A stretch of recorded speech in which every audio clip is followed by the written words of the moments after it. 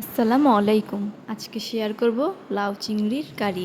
এর জন্য আমার লাগবে টুকরো করা লাউ, চিংড়ি মাছ, তেল, পেঁয়াজ কুচি, রসুন কুচি, কাঁচামরিচ, লবণ, হলুদ গুঁড়ো, ধনে গুঁড়ো এবং জিরে গুঁড়ো।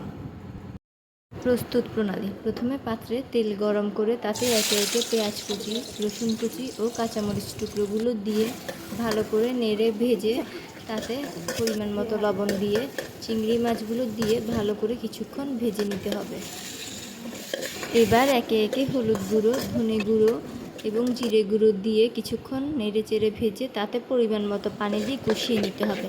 আপনারা চাইলে পানি নাও দিতে পারেন। কষানো হয়ে গেলে এবার এতে আমি টুকরো করা লাউগুলো দিয়ে একটু ভালো করে নেড়ে চেড়ে ঢাকনা দিয়ে ঢেকে দিব। ব্যাস সিদ্ধ হয়ে গেলে ঢাকনা নামিয়ে গরম গরম ভাতের সাথে পরিবেশন করুন মজাদার লাউ চিংড়ির কারি। গরম গরম ভাত দিয়ে খেতে এটি ভীষণ মজা।